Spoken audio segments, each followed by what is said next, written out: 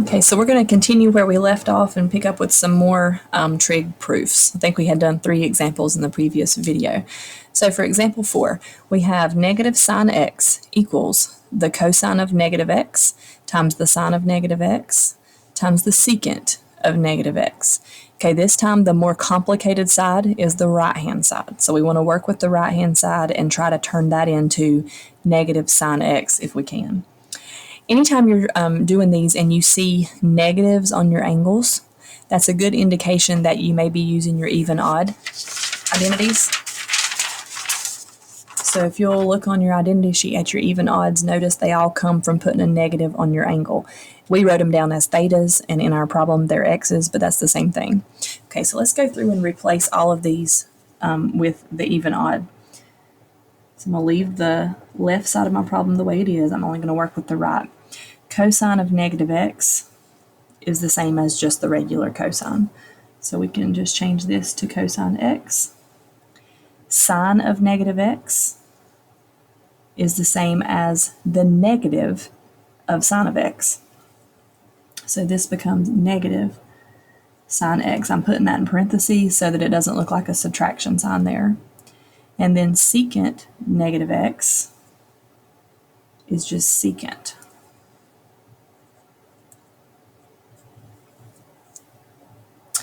Okay, so let me put even odd identities as our justification there.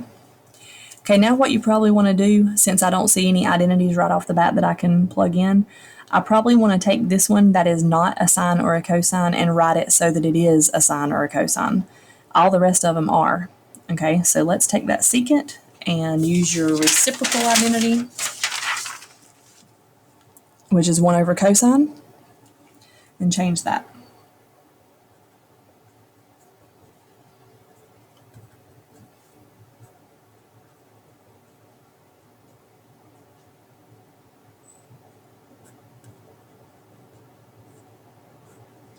So that's a reciprocal.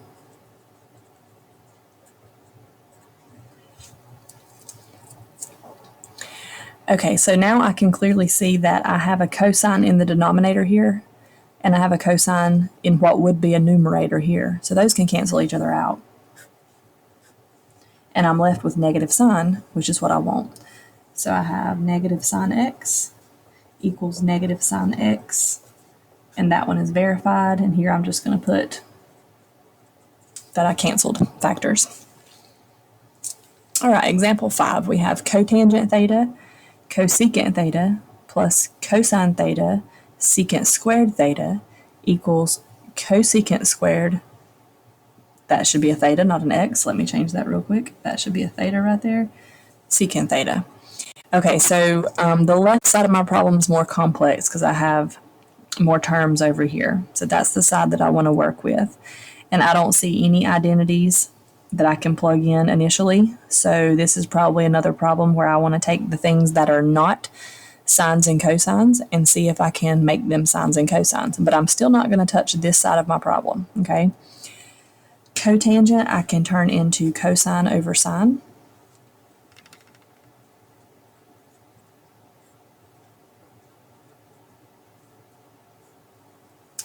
Cosecant I can turn into 1 over sine.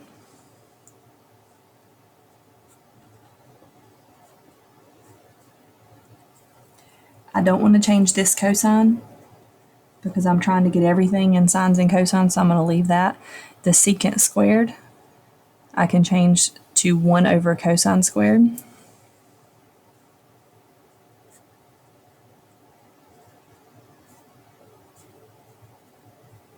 And then I'm just writing down the right side of the problem. I'm not doing anything to it. And I used a combination of identities here. We used reciprocals for these and quotient for that one. So I'm going to put both quotient and reciprocal IDs. Okay, let's see what we can do with this. It looks like in our second term that this numerator cosine can cancel one of these denominator cosines out, because remember this right here is all one term. So I can cancel this one with one of those. All right, and then in the same step, I'm going to go ahead and simplify this too. So overall, I'm just simplifying things. Let me go ahead and simplify this. This would be cosine on top. And it would be sine squared on the bottom. And then this one, now that I've canceled one of those out, is just 1 over cosine.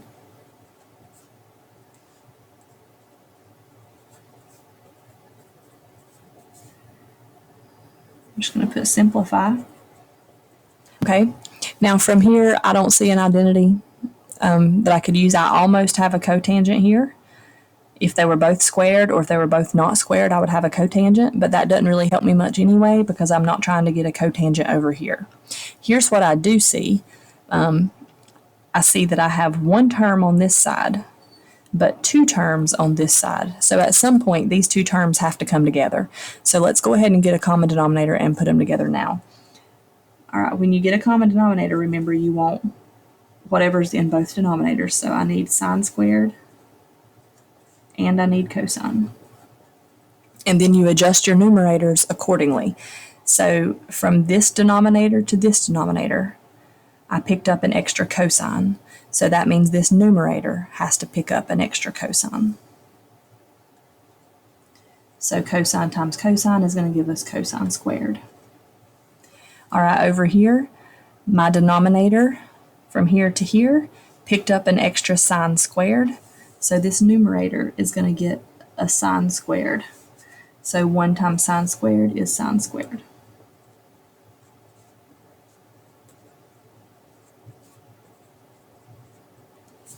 So I'm going to put common denominator as my justification. And then right here is a Pythagorean identity. Cosine squared plus sine squared is always 1. It doesn't matter which order it's written in. As long as it's addition, order doesn't matter. So I'm going to change that to a 1.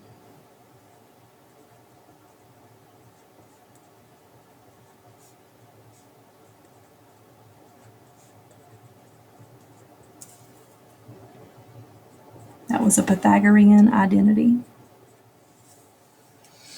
Okay, now I can see that 1 over sine squared is going to give me this cosecant squared that I want, and the 1 over the cosine is going to give me the secant that I want using reciprocal identities, okay, because over here 1 over sine is really cosecant, and then 1 over cosine is really secant. So I'm going to change those now. You could show a step in between. I'll go ahead and show it. You could show a step in between if you wanted to be safe.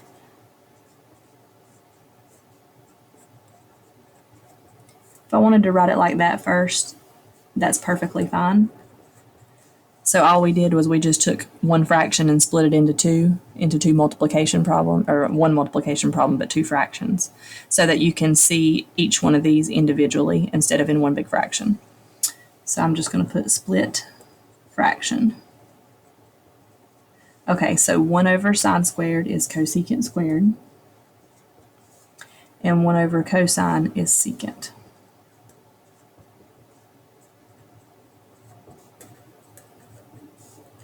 All right, and those were reciprocal identities.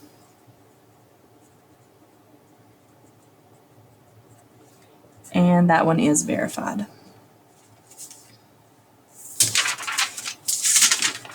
And one last trig identity.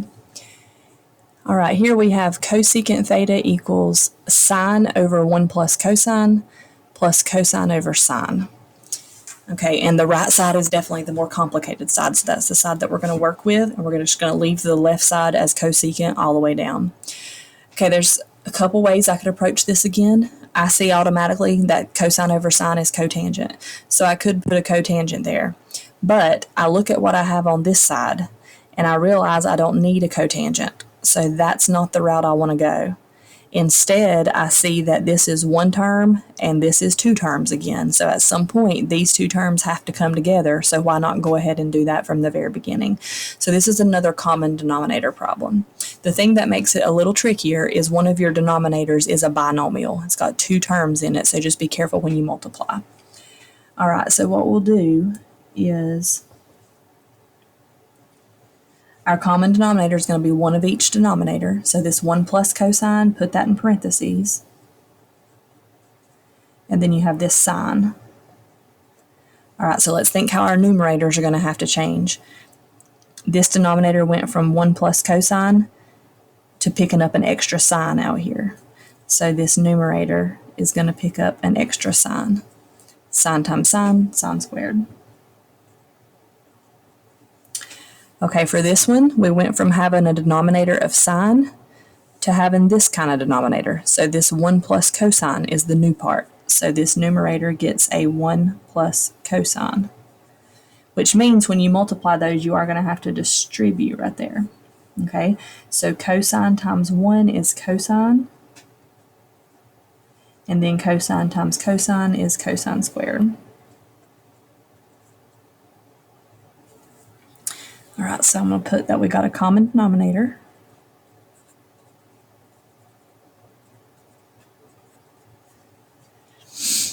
All right, so let's simplify what we have just a little bit. In the numerator, hopefully you can see that you've got a Pythagorean identity again. You've got a sine squared plus a cosine squared. All I'm doing is ignoring that middle term, and with addition you can do that. You can just look at the two that you want to add. So this one and this one will combine to give me 1. Okay, so those two become 1, but I still have this cosine here. So I have 1 plus cosine on the top. Now on the bottom, you may be tempted to multiply these out. You may be tempted to distribute that sign to these two. But if you look at what you have in the numerator, that should tell you not to do that, because I have a 1 plus cosine in the numerator. If I leave this denominator the way it is, those 1 plus cosines are going to cancel each other out. So always be thinking a step or two ahead and do what's best to get you where you want to go. All right, so I'm going to leave the denominator and not multiply it out because I can see that it's going to cancel eventually. So for the justification, we used a Pythagorean identity to get from these two to 1. That's all we did in that step.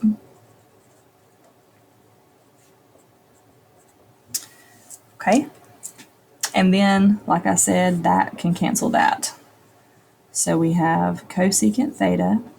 When everything in your numerator cancels, you still have to put something there, so you put a 1, and then your denominator is sine.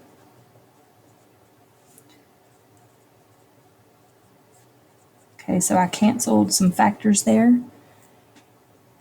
And then, using your Pythagorean identities, 1 over sine is cosecant. So I can replace that with cosecant using reciprocal identities. And that one is verified.